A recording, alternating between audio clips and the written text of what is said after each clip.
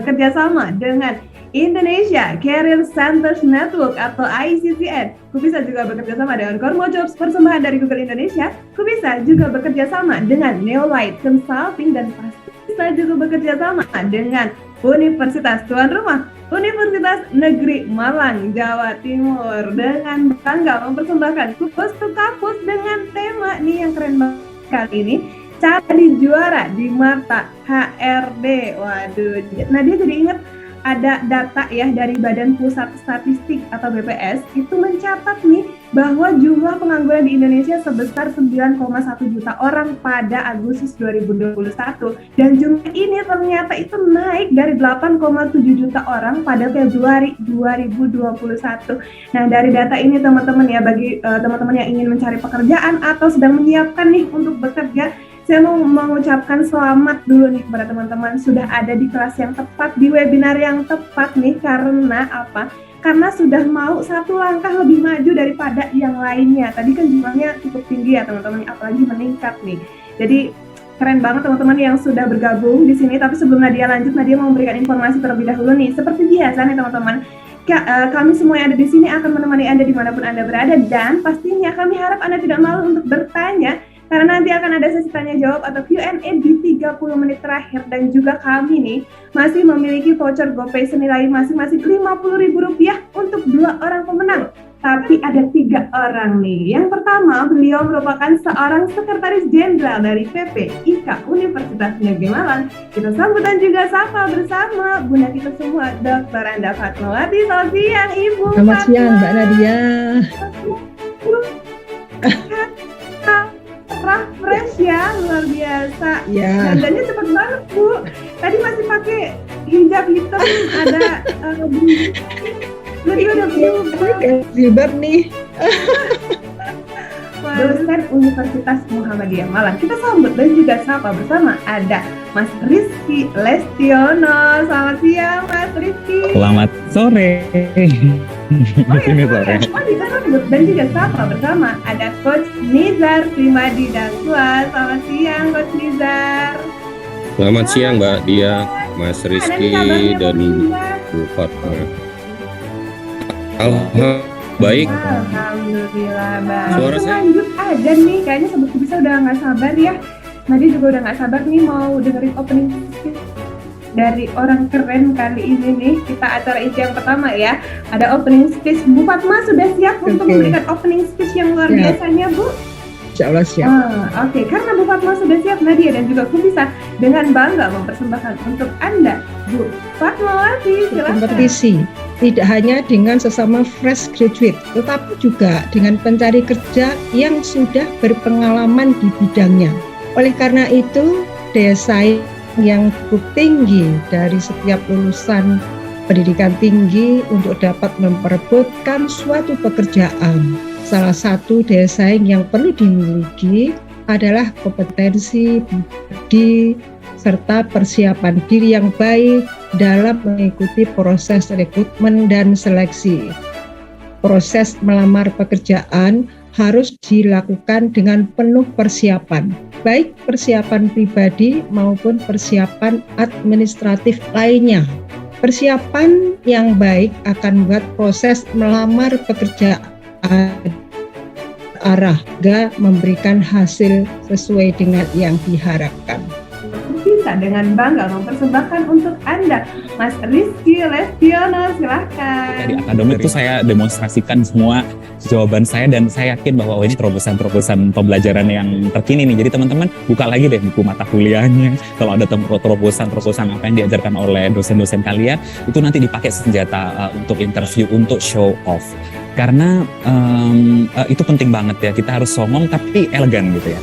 Jadi saya ingat sekali ketika di interview saya ditanya tentang apa saja yang harus dipersiapkan oleh seorang guru bahasa Inggris ketika ada kondisi A, B, C, dan D. Saya menjawabnya karena saya waktu itu belum berpengalaman bekerja. Itu pertama kali saya hanya membawa idealisme keilmuan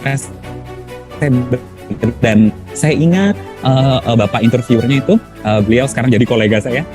Beliau bilang, "Wow, you sound like a walking book." Itu kayak buku berjalan, Mas. Saya tidak tahu itu pujian, tapi saya rasa itu pujian karena saya diterima. Kayak buku berjalan ya, Mas. Terus saya bilang dengan bangganya, I am.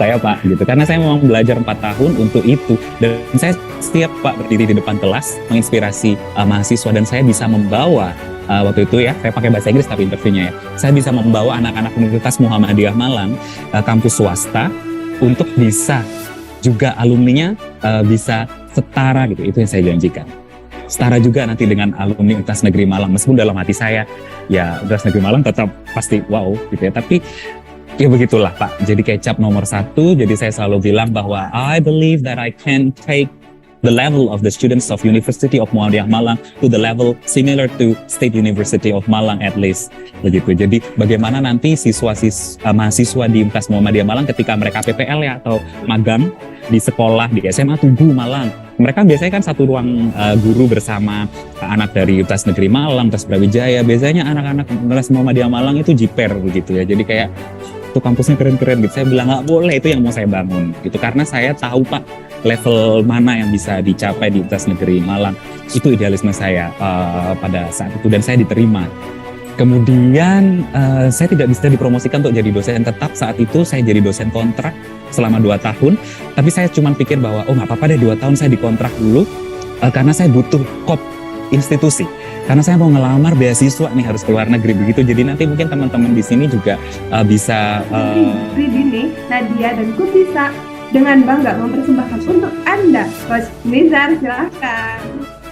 Dan dari teman-teman itu memberikan lamaran portofolio itu ya sekedarnya saja, tampilannya sekedarnya, fotonya juga pas foto biasa gitu kan.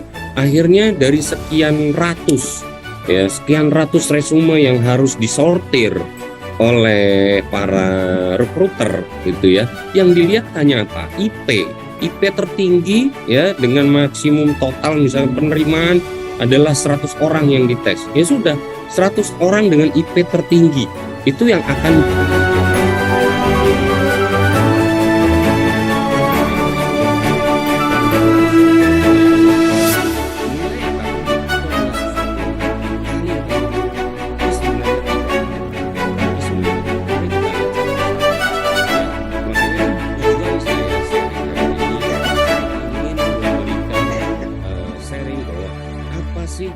yang harusnya datang dari Kak Arjuna Iza. Nah, dia bacakan untuk pertanyaannya untuk Mas Rizky.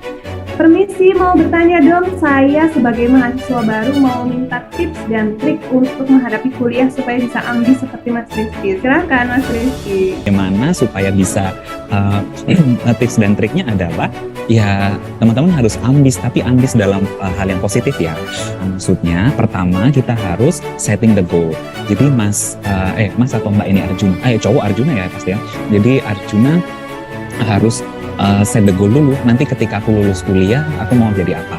Gitu. Kalau saya dulu ketika lulus kuliah, saya pokoknya mau jadi guru apa dosen ya, pokoknya di sekolah yang internasional gitu. Jadi tingkat yang tinggi dulu. Nah, itu jadi semangat kita untuk menyelesaikan. Kalau misalnya jurusannya non pendidikan di Universitas Negeri Malang kan banyak nih. Saya nggak tahu jurusan Arjuna apa.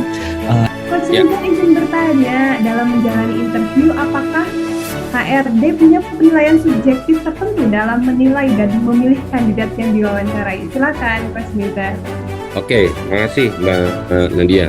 Oke Mbak Ila dan teman-teman Kubisa semua ya.